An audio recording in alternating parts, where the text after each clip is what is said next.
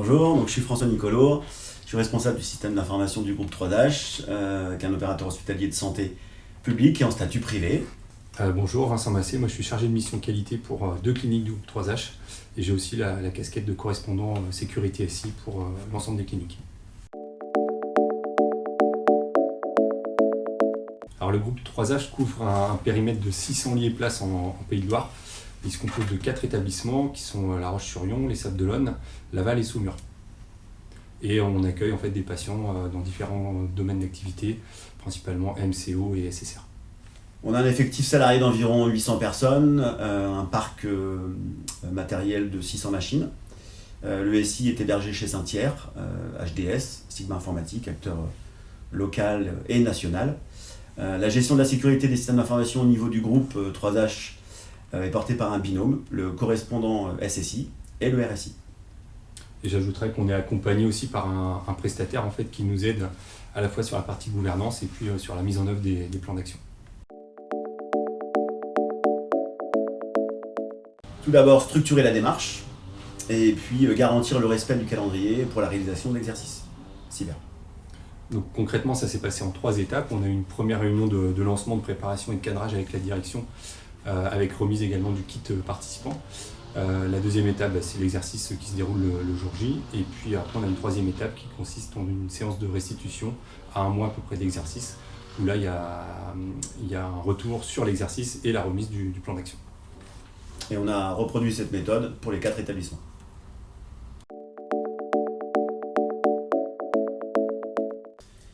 Alors on peut parler de prise de conscience du risque, préparation sur les modes dégradés, et puis une vraie expérience aussi de la gestion de crise dans une situation de crise cyber. Et du coup, les utilisateurs ont vraiment apprécié l'exercice puisque rapidement les stimuli rendent le scénario très réaliste et on oublie assez vite en fait qu'on est dans une simulation.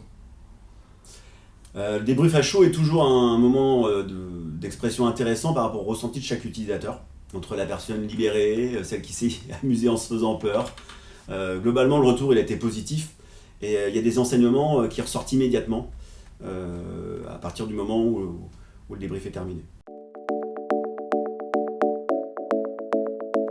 D'apporter une réponse pour les 4 établissements avec une personnalisation selon les activités médicales du site, en s'appuyant sur la démarche proposée par le rapport qui nous a été remis par le grade à la fin de l'exercice.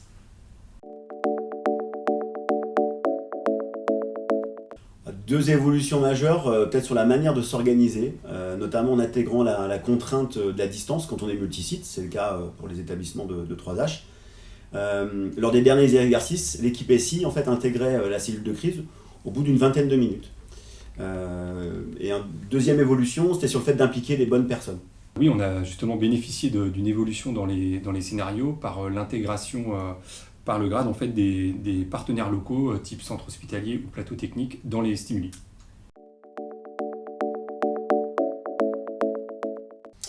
Le soutien du grade est multiple en ressources, en méthodologie, en support de communication, de sensibilisation, d'appropriation des outils, notamment c'est le cas avec le kit participant. On peut dire un accompagnement de qualité par le contenu et par la qualité des compétences des protagonistes. Et je dirais qu'aux yeux des participants, en fait, le pilotage par une structure externe, un partenaire externe comme le grade, ça rajoute du poids aussi à cette démarche. Dernier mot, on tient à remercier l'ensemble des équipes du grade et leurs partenaires Advance.